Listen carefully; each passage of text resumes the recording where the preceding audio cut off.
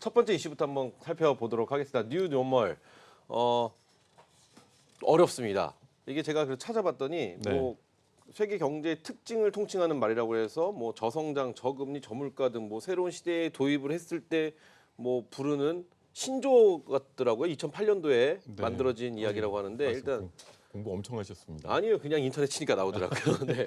뉴 노멀 이게 과연 어떤 건지 한번 먼저 우리 시청자 여러분들에게 이해를 돕기 위해서 네. 조금 쉽게 설명을 해주시고 저희가 한번 이야기 나눠보죠. 뉴 네, 노멀이 지금 뭔가요? 뭐 화면에 지금 자세한 풀이도 나오고 있고 방금 언급도 주셨습니다만 네. 2008년도에 어떤 일이 있었나요? 그 미국의 금융위기가 와가지고 세계가 한번 뒤집혀졌었죠. 네, 네. 망할 것 같지 않았던 미국의 증권회사라든가 각종 투자회사들이 문을 닫는 현상까지 나오면서 세계 안전한 뭐 투자처라는 게 존재하지 않는다라는 그런 인식이 이제 등장을 했고 공교롭게 2008년도 이후에 세계 경제가 저성장의 시대로 돌입을 했습니다. 네. 뭐 옛날처럼 5% 10%씩 올라가는 그런 경제 성장률을 지금 기록하는 나라는 현재는 뭐 중국하고 인도 정도 말고는 거의 없을 정도로 10년 사이에 저성장의 국가들로 온통 전 세계가 채워지고 있는 상황이고, 그러니까 우리나라가 70년대, 80년대 이후에 네. 2000년대 초반까지 느꼈던 무조건 한 10%쯤은 성장해야지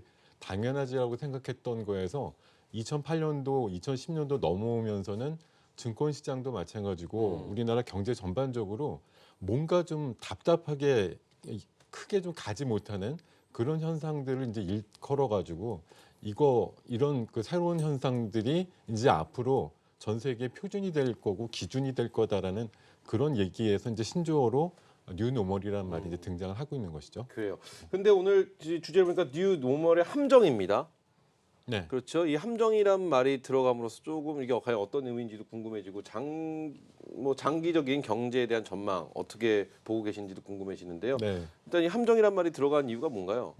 일단은 뉴노멀이라고 이제 느끼는 거를 과연 어떻게 받아들이실 거냐 하는 부분하고 네네. 뉴노멀이기 때문에 이런 지금 각종의 도사리고 있는 경제적인 변수라든가 이런 것들에 우리가 순응을 할 거냐 아니면 거기에 그냥 빠져버릴 거냐 아니면 네네. 그걸 회피할 수 있을 거냐 그거에 따라 가지고 앞으로의 뭐 증권뿐만 아니라 모든 라이프 사이클의 투자 전략이라는 부분이 네. 상대적으로 결정되고 또 그런 상황에서 수익의 어떤 차별화가 일어날 것이기 때문에 함정에 빠질 거냐 말 거냐라는 그런 상황에서의 어떤 결정 문제라고 생각을 하고 있습니다. 그래요. 자, 그렇다면 뉴 노멀 시대에 우리가 주목해야 할 업종들이 따로 존재를 하는 건가요? 어떤 업종들 좀 저희가 눈여겨봐야 되는 걸까요? 일단은 뉴노멀이라는 거 방금 말씀드렸듯이 좀 네. 익숙하진 않으시겠지만 10년째 지금 등장하고 있는 그런 단어거든요. 그리고 최근 들어서 가뜩이나 부각이 많이 되는 게 방금 우리 캐스터께서도 뭐 언급을 해주셨지만 저성장이라든가 저금리, 뭐 저물가 이런 상황들이 각종 그 지표를 통해 가지고 더 확인이 되고 있다 보니까 네네. 그 삼저 시대라는 말, 신삼저 시대, 거기다 유가까지 포함해 가지고 뭐 사저 시대다 이런 얘기들이 좀 많이 나오고 있거든요. 그러니까 이렇게 뭔가 계속 낮아지고 있는 상황에서 사실 업종이나 이런 것들 볼 때는 더 사람들은 성장을 갈구하거든요. 그러니까 성장이 있고 네. 숫자가 확실히 늘어나는 쪽에는 최근에 우리나라 장이 올해 특히 보여주고 있는 모습들이 상반기에 뭐 5G 관련주들 같은 경우에 숫자가 확인이 되다 보니까 그렇게 강력한 상승이 뭐 지금 한 몇 달째 거의 1년째 계속되고 있는 상황도 그렇고요. 네. 또 최근에 성장성이 조금 의심을 받다가 다시 한번 재확인이 되고 있는 제약바이오단이 뭐 무소불위의 상승력을 가지고 있는 것들 이렇게 보시면 그런 관련되는 업종이 분명히 존재를 하고 네. 또 사람들은 그쪽에 더 점수를 많이 주고 그 출구가 다른 쪽에 광범위하게 있는 게 아니고 몇 군데 아주 한정돼 가지고 있다 보니까 그런 쪽에 뭐 이를테면 시중에 돌아다니는 돈이나 에너지의 힘이 보다 강력하게 쏘이면서 가치 이상으로 올라가 버린 그런 일들이 왕왕 일어나고 있는 게 지금 상황이다라고 보시면 될 것 같습니다. 그래요. 그렇다면은 뉴노멀 시대 바람직한 투자 전략 어떤 전략으로 좀 저희가 맞이를 하고 준비를 해야 될까요? 지금 그러니까 그 이제 어느덧 익숙해지셔가지고 뭐 중국이 지금 6%대 GDP 성장률이 떨어지면 진짜 우리 뭐 전 세계가 뭐 망한다 이런 정도의 어떤 느낌을 가지고 있고 우리나라 같은 경우는 최근에 그 내년도 경제 성장률 같은 경우 1.5% 내외 정도까지 하향 그 예상이 좀 나오고 있는 상황이거든요. 근데 여기에서 함정에 빠지지 말아야 된다라고 생각하는 제 이제 논리를 하나 좀 말씀드리고 싶은 거는 네네. 이제 이런 세상이라는 거를 재빠르게 인정을 하셔야 돼요.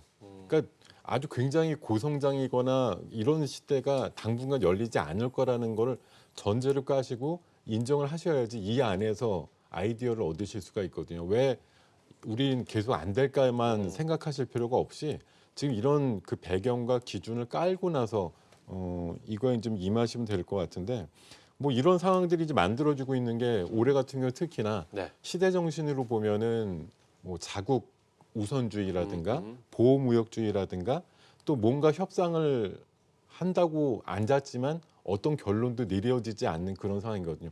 전 세계 나라가 다 자기들 중심으로 돌아가게끔 만들려고 하는 그런 좀 경쟁과 분열의 시대다라고 시대 정신을 이해하시면 됩니다. 그래서 그렇기 때문에 뭐 최근에 있었던 북미 회담의 결과라든가 뭐 오늘과 내일 정도 예정돼 있는 뭐 미중 간의 협상이라든가 이런 부분이 사실은 1년 반 전부터 시작이 돼가지고 이제 매듭을 짓겠지라고 생각을 하시겠지만 실제 어떤 결과도 내지 못하는 결국은 자기네들 입속이나 자기네들 중심의 그 주문이라든가 주장을 하다 보니까 협상의 결론이 어떤 식으로든 내려지지 않는 그런 상황들. 그러니까 그런 것들을 캐치하시면서 대응을 하시면 좋다는 거죠.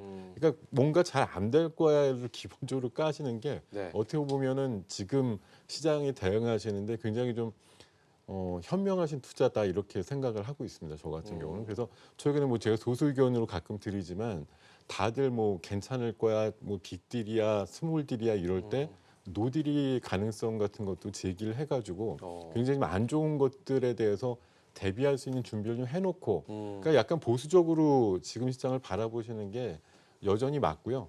다만 그 이면에 있어서 함정에 빠지지 않아야 된다라고 하는 거는 지금 상황이 너무 보수적이고 안 좋기 때문에 조금만 좋은 쪽이 나오면 그쪽에 대해서 굉장히 물고 늘어지는 그런 에너지는 방금도 말씀드렸듯이 굉장히 강하다 이거죠. 그래서 업종으로 보면 뭐 최근에 제약바이오가 아주 상상 이상의 슈팅을 가져오고 다시 오늘쯤 5G가 다시 시작하는 모습이 나오고 네. 뭐 숫자가 확실하게 나올 것으로 예상되는 뭐 카메라 모듈주 같은 경우가 1년 내내 꾸준한 흐름이 나오고 이런 것들이 지금 앞으로 더 성장 쪽에 몰입이 돼 있는 섹터라든가 업종 쪽에는 더 화끈한 시장이 열릴 거다라고 오히려 반대로 생각하시는 게 맞다는 거예요. 지금 모든 게 안 되는 세상이 아니고 그 되는 몇 가지 쪽에는 초과 수익을 충분히 올릴 수 있는 기회가 존재한다. 이런 관점으로 좀 시장을 접근하시는 건 맞다. 이렇게 말씀드리겠습니다. 그래요. 진짜 뭐 악재가 너무 많이 있는 이 시장.